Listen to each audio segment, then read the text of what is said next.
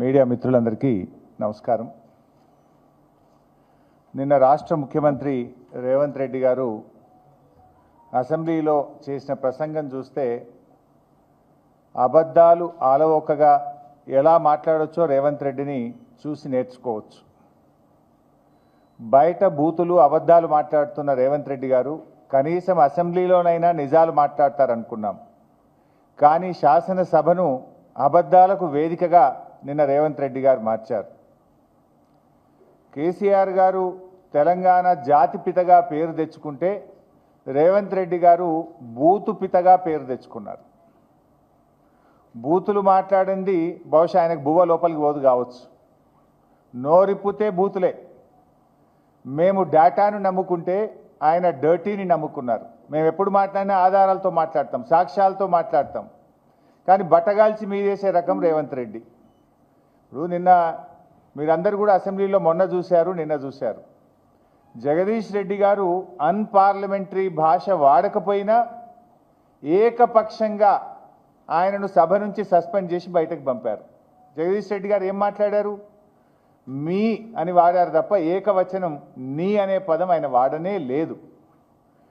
వారు మాట్లాడిన దాంట్లో ఎక్కడా అన్పార్లమెంటరీ లాంగ్వేజ్ లేదు. ఆయన తప్పు మాట్లాడకపోయినా జగదీష్ రెడ్డి గారిని బయటకు పంపారు. మరి నిన్న రేవంత్ రెడ్డి గారు మాట్లాడిన భాష ఏంది? ఓ బూత్ సినిమాకు రాసుకున్న స్క్రిప్ట్ లాగా ఉంది. అదేమన్నా ప్రజలకు పనికొచ్చేది ఉందా? రాష్ట్రానికి సంబంధించింది ఏమైనా ఉన్నదా? అడ్డమైనటువంటి ఈ భాషకు ఆద్యుడే రేవంత్ రెడ్డి. ఇవాళ ఆయన ఏదో పెద్ద నీతి వాక్యాలు మాట్లాడుతూ ఇవాళ ప్రయత్నం చేస్తున్నాడు. అసలు నువ్వు ప్రతిపక్షంలో ఉన్నప్పుడే సొంత పార్టీ నాయకులను సోషల్ మీడియాలో ట్రోలింగ్ చేసినటువంటి చరిత్ర రేవంత్ రెడ్డి గారిది. వ్యక్తిత్వ హననం చేయడాన్ని వృత్తిగా ఎంచుకున్న ఫస్ట్ అండ్ వర్స్ట్ పొలిటీషియన్ ఈరోజు రేవంత్ రెడ్డి గారు. రేవంత్ రెడ్డి గారు is the father of false narratives. Revanth Reddy గారు is father of body shaming. Revanth Reddy is father of foul language. Revanth Reddy is father of social media sinners. అబద్ధాలకు బ్రాండ్ అంబాసిడర్ ఎవరు అంటే అది రేవంత్ రెడ్డి అని చెప్పక తప్పదు. నిన్నేదో జీఎస్టీ వేయాలని చెప్పిండు అబద్ధాలకు. నిజంగా అబద్ధాలకు జీఎస్టీ వేయాల్సి వస్తే ఈ రాష్ట్ర ప్రభుత్వ ఖజానా మొత్తం నువ్వు మాట్లాడిన అబద్ధాలకు జీఎస్టీ కింద పోతుంది. ఈ మధ్య ఏదో రేవంత్ రెడ్డి అంటుండు అందాల పోటీలు పెడతాం హైదరాబాద్లో అంటుండు. అందాల పోటీలే కాదు, తిట్ల పోటీ కూడా పెట్టు, నీకే ఫస్ట్ ప్రైజ్ వస్తుంది. నీకంటే మించి తిట్లు తిట్టడంలో, అబద్ధాలు మాట్లాడడంలో, ఫౌల్ లాంగ్వేజ్ మాట్లాడడంలో, బాడీ షేమింగ్ వ్యాఖ్యలు చేయడంలో నీకు మించినోడు ఇంకోడు ఉండడు. ఇవాళ కేసీఆర్ గారు 14 ఏళ్ళు పోరాడి కానే కాదు రానే రాదన్న తెలంగాణను చావు నోట్లో తలబెట్టి తెలంగాణ తెచ్చిన జాతిపిత కేసీఆర్. 10 ఏళ్ళు ఈ రాష్ట్రాన్ని అద్భుతంగా పాలించి దేశానికి దిక్సూచిగా నిలిపిన నాయకుడు కేసీఆర్.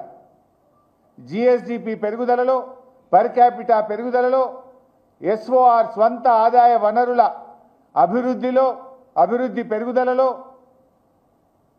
విద్యుత్ వినియోగములో, ప్రతి ఇంటికి త్రాగునీరు అందించడములో, సాగు విస్తీర్ణం పెంచడములో, పంటల ఉత్పత్తి పెంచడములో, మిషన్ కాకతీయ ద్వారా, రైతు బంధు ద్వారా దేశానికి ఆదర్శంగా నిలిచిన నాయకుడు కేసీఆర్. కొత్త రాష్ట్రానికి ఒక దిశ నిలిపిన నాయకుడు కేసీఆర్. ఆయన పట్టుకొని నువ్వు మార్చురీకి పంపాలని మాట్లాడతావా? నీకేమైనా విజ్ఞత ఉందా?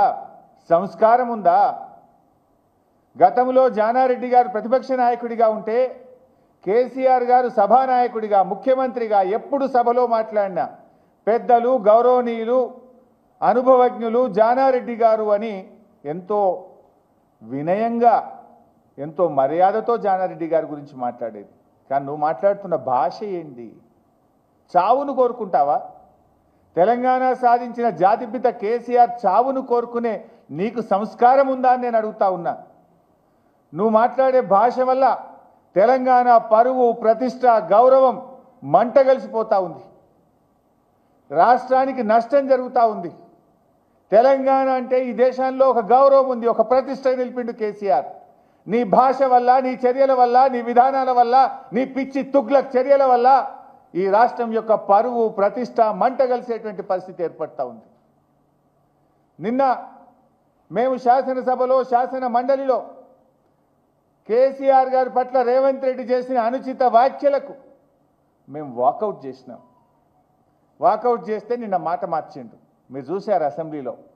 నేను కేసీఆర్ నన్లే బీఆర్ఎస్ పార్టీని అన్నా అని మాట మార్చిండు. స్ట్రెచర్ ఉన్న ఆయన స్ట్రెచర్ మీదకి పోయిండు, అక్కడి నుంచి మార్చుడికి పోతాడు అని కేసీఆర్ గారిని ఉద్దేశించి ఏకవచనంతో డైరెక్ట్గా ఆయన యొక్క చావును కోరుకునే విధంగా రేవంత్ రెడ్డి మాట్లాడాడు. నిన్న సిగ్గు లేకుండా అసెంబ్లీలో ఏమంటాడు, మళ్ళీ మాట మార్చి లేలే నేను కేసీఆర్ని అనలేదు బీఆర్ఎస్ పార్టీని అన్నా. ఇంతకంటే సాక్ష్యం ఇంకోటి కావాలన్నా? 24 గంటల్లోనే మాట మార్చడంలో రేవంత్ రెడ్డి మించినోడు ఇంకోడని ఉంటాడా? నీకు సిగ్గుంటే, నిజాయితీ ఉంటే క్షమాపణ చెప్పు. నేను తప్పుగా నోరు జారిన కేసీఆర్ గారిని మార్చురిగిపోవాలని ఆయన చావును కోరుకున్నా అని జాతిపిత అయిన కేసీఆర్కు క్షమాపణ చెప్పు. ఏమన్నా ఆయన పెద్ద మనసుతో నిన్ను క్షమిస్తాడు, ప్రజలు క్షమిస్తారు నిన్ను.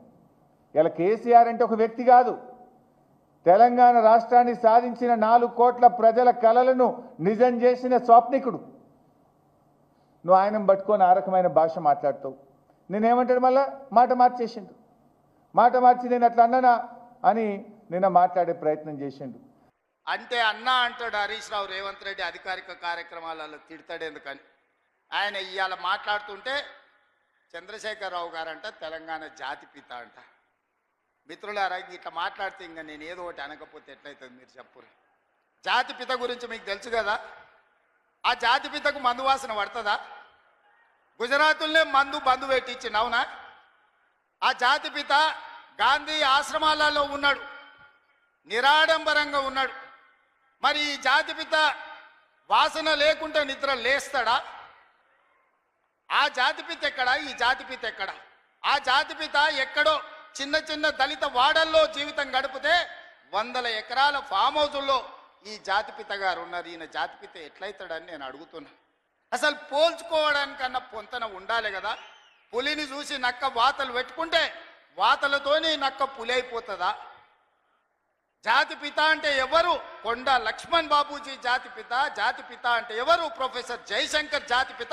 ఏ పదవి లేకుండా సర్వం త్యాగం చేసి ఈ దేశం కోసము, స్వతంత్రం కోసము, తెలంగాణ రాష్ట్రం కోసం సర్వం దారబోసిన కొండా లక్ష్మణ్ బాపూజీనో ప్రొఫెసర్ జయశంకర్ తెలంగాణకు జాతిపిత అవుతాడు తప్పితే నోరు తెరిస్తే అబద్ధాలు చెప్పేటోడు, తెలంగాణ రాష్ట్రాన్ని దోసుకున్నాడు, 100 ఎకరాల ఫామ్ హౌజులు కట్టుకున్నాడు, 1,00,000 కోట్ల రూపాయలు సంపాదించుకున్నాడు, టీవీలు పేపర్లు పెట్టుకొని అబద్ధాలను విషప్రచారం చేసేటోడు తెలంగాణ జాతిపిత ఎట్లయితాడని తాటి చెట్టులాగా పెరిగినాయని నేను అడుగుతున్నా. ఇవాళ నేను ఇక్కడున్న యువకుల్ని కూడా అడుగుతున్నా, ఎవడయా జాతిపిత తెలంగాణకు? తాగుబోతాడు జాతిపిత అవుతాడా అని నేను అడుగుతున్నా. త్యాగాలు చేసినోడు తెలంగాణకు జాతిపిత అవుతాడా? తాగుబోతాడు తెలంగాణకు జాతిపిత అవుతాడా అని నేను అడుగుతున్నా. ఒక జయశంకర్, ఒక కొండా లక్ష్మణ్ బాబుజీ తెలంగాణ జాతిపితలు అవుతారు తప్పితే తెలంగాణను జలగల్లాక పట్టి పీడించుకున్నవాడు, తెలంగాణ ప్రజల రక్తం దాగినోడు ఎవడు జాతిపిత కాడు. ప్రొఫెసర్ జయశంకర్ గారు ఊరిని రెవెన్యూ విలేజ్ చేయకుండా అవమానించిన చరిత్ర మీదైతే ఆ రెవెన్యూ విలేజ్ చేసిన చరిత్ర మాది. కాళోజీ కళాక్షేత్రాన్ని పూర్తి చేసిన చరిత్ర మీదైతే 10 ఏళ్ళు పడవ పెట్టిన చరిత్ర మీది. అందుకే మిత్రులారా, ఈరోజు తెలంగాణ సమాజం అంతా ఆలోచన చేయాలి. ఆనాడు తెలంగాణ ఉద్యమం చేసినాను, ఉద్యమంలో ముందు భాగాన నిలబడ్డాను. ఒక్కసారి కాదు 2 సార్లు తెలంగాణ రాష్ట్రానికి ముఖ్యమంత్రిగా చేసి 10 ఏళ్లలో దాదాపుగా నేను అసెంబ్లీలో మళ్ళా లెక్కలు చెప్తా. 20 లక్షల కోట్లు చంద్రశేఖరరావు గారి చేతిలోకి వచ్చినాయి. ఈ 20 లక్షల కోట్లు ఎక్కడికి పోయినాయని నేను అడుగుతున్నా. ఇవాళ నేను చెప్పదలుచుకున్న, చంద్రశేఖరరావు గారు చేసిన అప్పుల కోసం నేను కట్టింది 1,53,000 కోట్లు బ్యాంకులకు అసలు మిత్తి పేరు మీద నేను కట్టిన. నిజంగానే ఈ 15 నెలల ఈ 1,53,000 కోట్ల రూపాయలు నా చేతుల్లో ఉంటే మా పొంగులేటి శ్రీనివాసరెడ్డి గారికి చెప్పి 30 లక్షల ఇండ్లు, ఇందిరమ్మ ఇండ్లు పేదోళ్ళందరికీ, తెలంగాణ రాష్ట్రంలో ఉన్న అందరికీ ఇండ్లు కట్టించుండేవాడిని. ఇవాళ నా దగ్గర ఇండ్లు లేని పేదల లెక్క 25 లక్షలే ఉంది. ఒక్క సంవత్సరం చంద్రశేఖరరావు గారు చేసిన అప్పులకు తప్పులకు నేను కట్టిన పాయమాల్ 1,53,000 కోట్లు. ఈ 15 నెలల ఈ 1,53,000 కోట్లు నా దగ్గరనే ఉంటే 30 లక్షల పేదోళ్లకు 5 లక్షల లెక్కన ఇందిరమ్మ ఇల్లు కట్టించి రాష్ట్రంలో ఇల్లు లేని పేదోళ్ళు లేకుండా 100% పేదలకు ఇల్లు కట్టించటోని. ఇదే కాదు, 75 లక్షల మంది రైతులకు 2 లక్షల రూపాయల రుణమాఫీ చేసి ఉండేటోని. ఒక్క సంవత్సరమే చంద్రశేఖరరావు చేసిన పాపాలకు నేను కట్టిన పాయమాల్ 1,53,000 కోట్లు. ఇది పాపాల పుట్టలాగా పెరిగిపోతుంది. ఆలోచన చేయండి మిత్రులారా. పాపాల భైరవుడు రాష్ట్రాన్ని మొత్తాన్ని కొల్లగొట్టేసి ఈరోజు పోయి ఫామ్ హౌస్లో రెస్ట్ తీసుకుంటూ వాళ్ళ వంది మాగదులను పంపించి మమ్మల్ని తిట్టిస్తున్నారు. ఇది ఈరోజు తెలంగాణ రాష్ట్రంలో ఉన్న పరిస్థితి. అందుకే మా ఆడబిడ్డల నుంచి మా నిరుద్యోగ యువకుల వరకు, మా రైతుల నుంచి మా కార్మికుల వరకు నేను ఒక్క మాట చెప్పదలుచుకున్నా. ఖచ్చితంగా ఈ రాష్ట్రాన్ని అభివృద్ధి పదం వైపు నడిపించే బాధ్యత మాది. తెలంగాణ రాష్ట్రంలో జరుగుతున్న తప్పులను ఉన్నట్టుగా మీకు వివరిస్తా. లేని అబద్ధాలను నేను చెప్పను. లేని ఆదాయాన్ని అరచేతిలో వైకుంఠం చూపించను. అరచేతిలో బెల్లం పెట్టి మోచేతి నాకండి అనే అబద్ధాలు నేను చెప్పను. ఉన్న లెక్కలని అసెంబ్లీలో చెప్తా. రాష్ట్రానికి వస్తున్న ఆదాయం ఎంత, ఆ ఆదాయాన్ని ఎలా సంక్షేమానికి అభివృద్ధికి వాడాలో మీ సూచనలు తీసుకొని ముందుకు వెళ్తా. ఇలా కష్టం వచ్చినప్పుడు మీతో కాకపోతే ఎవరితో చెప్పుకుంటామని నేను అడుగుతున్నా.